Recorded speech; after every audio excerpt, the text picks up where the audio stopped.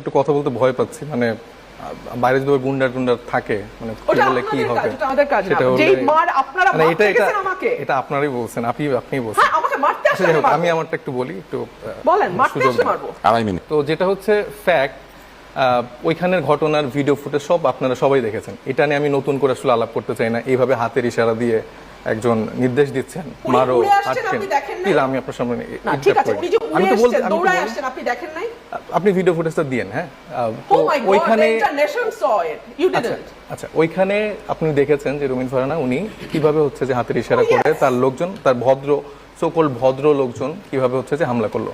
এবং তার কথাই কিন্তু প্রতীয়মান যে উনি যেভাবে আমাদেরকে ট্রিট করেন, যেভাবে ওনার ভাষা প্রয়োগ করছেন, কি বললেন, ডাকাতের মতো দেখতে, তারপরে কাচরা, বস্তির ছেলে, ফকিন্নির বাচ্চা। তো এই ট্যাগিং গুলা যে বলছে এবং কমপ্লিটলি শ্রেণী বৈষম্য, বর্ণ বৈষম্য করে তিনি, আমি টকশোতে দেখলাম যে তিনি বলছেন আমি ফকিন্নির বাচ্চা ওইভাবে বলিনি, এটা হচ্ছে তাদের মানে মানসিক ফকিন্নিপনা, এটা হলো প্রমাণ হয়। এবং এই 1 বছর এদেরকে আমার সহ্য করতে হচ্ছে। ধরেন এই গণ অভ্যুত্থানটা এরকম ফকিন্নির বাচ্চারা যারা ছিল, ধরেন আমরা যারা ফকিন্নির বাচ্চারা ছিলাম, আমাদের হাসনাতের বাবা রাজমিস্ত্রি ছিলেন, দীর্ঘদিন রাজমিস্ত্রি করার পরে সে প্রবাসে যেয়ে তার কাজকর্ম করে ফ্যামিলিকে চালিয়েছেন এবং সেই জায়গা থেকে ধরেন হাসনাত উঠে এসছে। এরকম আমাদের ঢাকা বিশ্ববিদ্যালয় বলেন এবং অন্য অন্য যে জায়গাগুলো আছে, ইভেন একজন শ্রমিকের গল্প বলেন, এই মানুষগুলা হচ্ছে কোনো এলিট ফ্যামিলি থেকে বিলং করে না।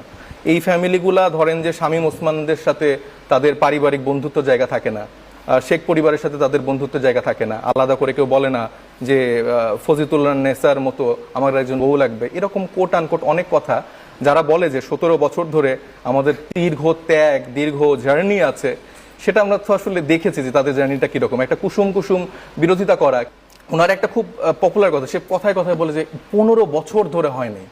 তার মানে তিনি আসলে কি বুঝাতে চায় যে 15 বছর ধরে কি হয়নি?